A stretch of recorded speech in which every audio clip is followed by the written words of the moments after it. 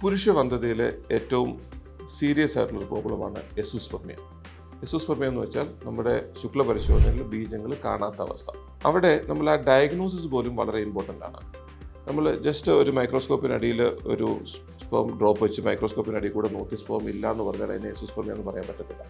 അതിന് നമുക്ക് വ്യക്തമായ ചില നിബന്ധനകളുണ്ട്, എപ്പോഴാണ് നമ്മൾ എസോസ്പെർമിയ ഡയഗ്നോസ് ചെയ്യണമെന്നുള്ളത്. അങ്ങനെ ഒരു പ്രോപ്പർലി ആൻഡ്രോളജി അഥവാ 7 പരിശോധനകളൊക്കെ ഡീറ്റെയിൽ ആയിട്ട് ചെയ്യുന്ന ഒരു സെൻറ്ററിൽ നിന്ന് കിട്ടുന്ന റിപ്പോർട്ടിന് മാത്രമേ എസോസ്പെർമിയയിൽ നമ്മൾ ഫസ്റ്റ് വാലിഡിറ്റി കൊടുക്കാവൂ. ഇങ്ങനെ എസോസ്പെർമിയ ഡയഗ്നോസ് ചെയ്ത് കഴിഞ്ഞാൽ അഥവാ ശുക്ലത്തിൽ ബീജമില്ലെന്ന് പറഞ്ഞാൽ അടുത്ത സ്റ്റെപ്പ് വളരെ ഇമ്പോർട്ടൻ്റ് ആണ്. ഇനിയുള്ള ഏത് ചികിത്സയും തീരുമാനിക്കുന്നത് ആ ഒരു ചോദ്യത്തിന് ഉത്തരവായിരിക്കും. എന്താ ചോദ്യം? നിങ്ങളുടെ ശരീരത്തിൽ ബീജങ്ങൾ ഉണ്ടാവുന്നുണ്ടോ ഇല്ലയോ? നമുക്കറിയാലോ, നമ്മുടെ വൃഷ്ണങ്ങളിലുള്ള ടെസ്റ്റിക്കിൾസ്, ഈ ടെസ്റ്റിക്കിൾസിലാണ് ബീജം ഉണ്ടാവുന്നത്. എന്നിട്ട് അതൊരു ട്യൂബ് വഴി നമ്മുടെ മൂത്രനാളിൽ കൂടെ ശുക്ലത്തിലൂടെയാണ് ബീജം നമുക്ക് പുറത്തെത്തുന്നത്.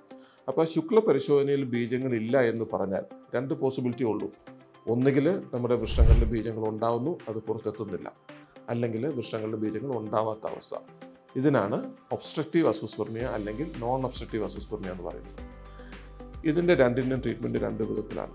അപ്പോൾ 2 അവസ്ഥയാണെങ്കിലും നമുക്ക് പ്രാക്ടിക്കലി ഏതെങ്കിലും ഒരു ഗുളികയോ അല്ലെങ്കിൽ മെഡിസിനോ കഴിച്ചാൽ ഈ ഒരു കണ്ടീഷൻ ഇമ്പ്രൂവ് ചെയ്യാമെന്ന് ചോദിച്ചാൽ ഉത്തരം നോയാണ്. അപ്പോൾ ഒരു 90% എസോസ്പെർമിയയുടെ ട്രീറ്റ്മെൻറ്റ് എന്ന് പറയുന്നത് നമ്മൾ ടെസ്റ്റിക്കിൾസിൽ നിന്ന് ബയോപ്സി എടുത്ത് നോക്കുക, അതിൽ പുരുഷ ബീജം ഉണ്ടോ ഇല്ലയോ എന്നുള്ള തിരിച്ചറിവ് നേടുക.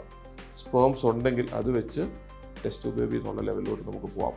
അതല്ലെങ്കിൽ ട്രീറ്റ്മെൻറ്റ് ഇല്ല. അതുകൊണ്ട് എസോസ്പെർമിയ എന്നുള്ള ഡയഗ്നോസിസ് നിങ്ങൾക്ക് ഉണ്ടെങ്കിൽ നമുക്ക് അതിനുള്ള ഉത്തരം ബ്ലാക്ക് ആൻഡ് വൈറ്റ് ആണ്. യെസ് ഓർ നോ എന്നുള്ള ചോദ്യത്തിന് ഉത്തരം നിങ്ങൾ കണ്ടെത്തണം. അവിടെ യെസ് ആണെങ്കിൽ എത്രയും പെട്ടെന്ന് ട്രീറ്റ്മെൻറ്റ് ചെയ്യുക, ഫെർട്ടിലിറ്റി എത്രയും പെട്ടെന്ന് എത്തിക്കുക. അതിൻ്റെ ഉത്തരം നോ ആണെങ്കിൽ ഭാര്യയും ഭർത്താവും എന്നുള്ളതിൽ നിങ്ങൾ നിങ്ങളുടെ ഫ്യൂച്ചറിനെ പറ്റി സീരിയസ് ആയിട്ട് തിങ്ക് ചെയ്യണം. ആൻഡ് ഓൾട്ടർനേറ്റീവ് ഓപ്ഷൻസ് ഉണ്ടെങ്കിൽ ഓൾട്ടർനേറ്റീവ് ഓപ്ഷൻസിന് വേണ്ടി പുറകെ പോവുക. അല്ലാണ്ട് സമയം കളയാതിരിക്കുക എന്നുള്ളത് വളരെ വളരെ ഇമ്പോർട്ടൻ്റ് ആണ്.